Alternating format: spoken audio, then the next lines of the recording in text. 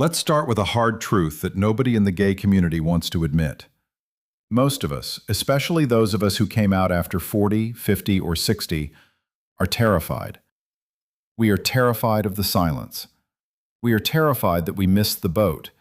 And because of that terror, we've become professional chameleons. Have you ever looked in the mirror and realized you don't even know the man looking back at you? Not because of the wrinkles, we can handle those, but because you've spent the last 3 years changing your hair, your clothes, your hobbies, and your opinions just to keep a man from leaving you? Welcome back to the Inner Closet. I'm your friend. Today, we aren't just talking about relationships. We are talking about an emergency. We are talking about the 100% deletion syndrome and how the 50-50 rule is the only thing standing between you and a life of emotional slavery. If you think being a perfect partner means saying yes to everything, you aren't a partner. You're a servant. And honey, the pay is terrible. I know a man. I know him because I used to see him every morning in the mirror. This man came out late in life. He stepped out of the closet and into a world that felt like it was moving at 200 miles per hour, while he felt like he was standing still.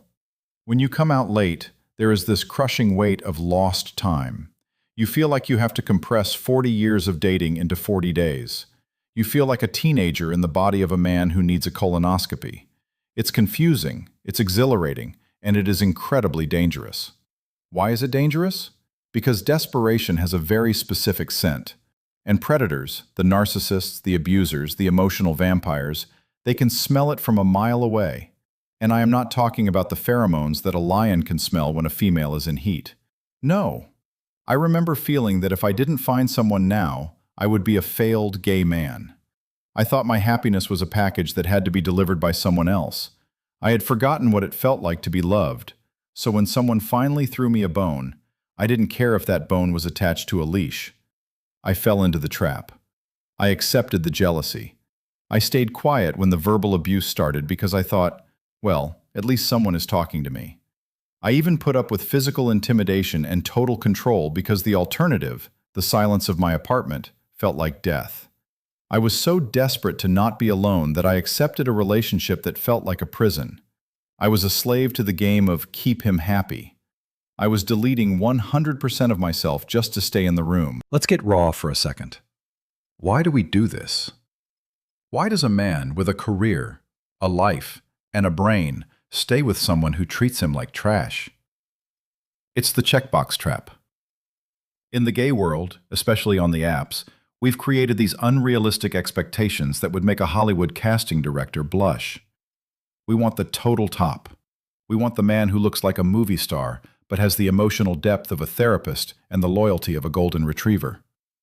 And because we think we need that perfect man to be valid, we ignore the red flags. We think, oh, he's a total top, so I'll put up with the fact that he screams at me when I'm 5 minutes late. Or, he's so handsome, I'll just ignore the fact that he doesn't let me see my friends. Listen to me. In the gay world, total tops are in high demand. It's simple math.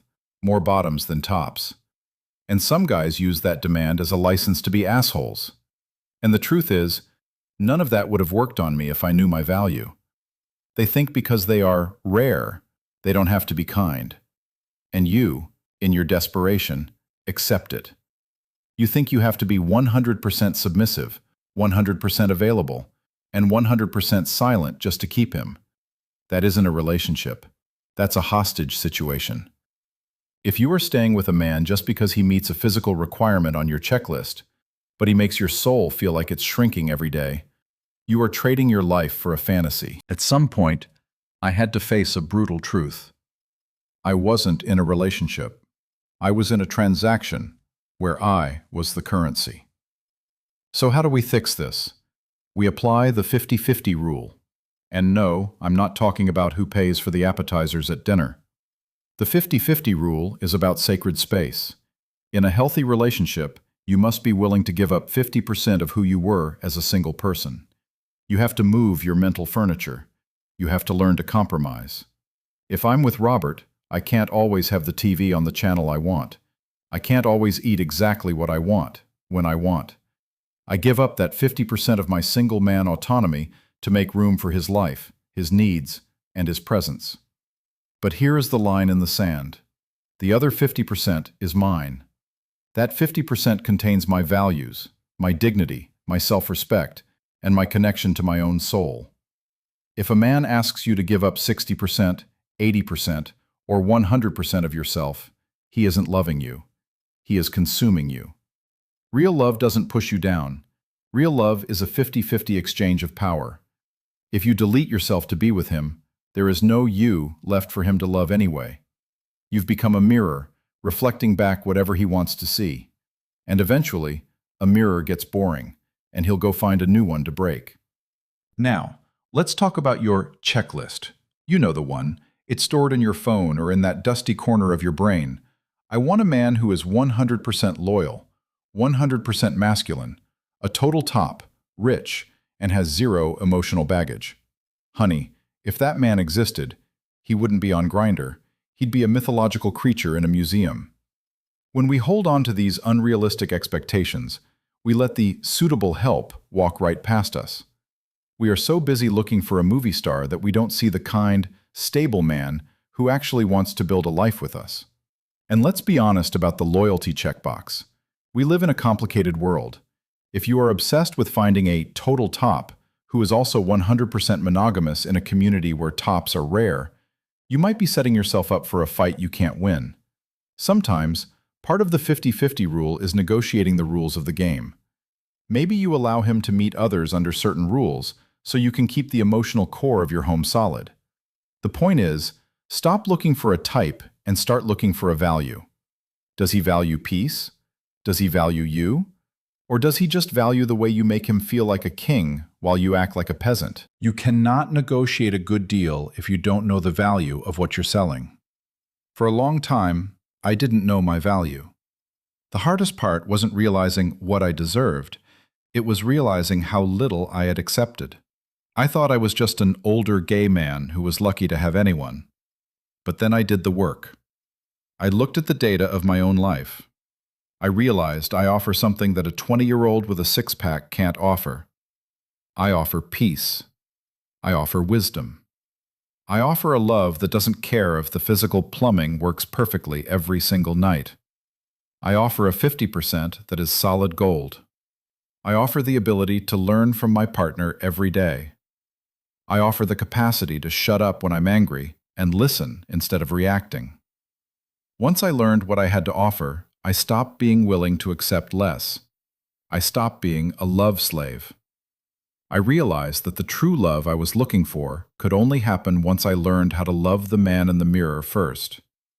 When you love yourself, your 50% becomes non-negotiable.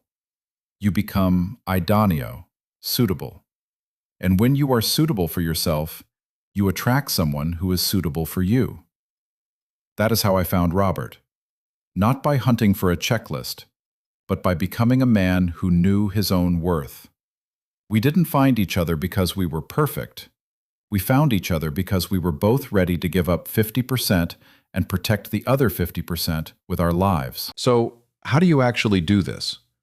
If you're sitting there today feeling trapped or alone, here is your A, B, C, D follow-up. A. Audit your current relationship, or your last one. Take a piece of paper. On one side, write down everything you've given up. On the other side, write down what you've received. If the given up side is 90% and the received side is a few nights of sex and a nice dinner, you are in a bad trade. You are deleting yourself. B. Define your non-negotiable 50%. What are the things you will never give up again? Is it your Friday night with friends? Is it your right to be spoken to with respect? Is it your career? Write them down. This is your soul's territory. No man is allowed to colonize it. C. Burn the hypothetical checklist. Stop looking for the total top movie star. Start looking for the man who fills your peace checkbox. Look for the man who understands that a relationship is a classroom, not a courtroom. D. Practice the art of boiling milk love. When you find someone who respects your 50%, don't hold back. Let your peace and wisdom flow. Don't play games. Don't use scripts. Just be idoneo. Be the person you want to find. The takeaway today is simple, but it's the hardest thing you'll ever do.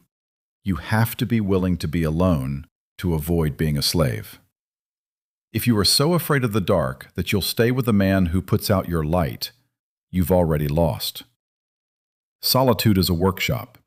It's where you build your 50%. It's where you learn that you are enough. A relationship should be like two stars pulling each other into a beautiful orbit. It shouldn't be a black hole where one person swallows the other. And here I am not talking about the other swallowing. If you feel like you're being pushed down, if you feel like you're walking on eggshells, if you feel like you've deleted your personality just to keep the peace, stop. Take a breath. Reclaim your space. You are a man of experience. You have survived the closet. You have survived the world, and you will survive a quiet house. In fact, you'll do more than survive. You'll thrive.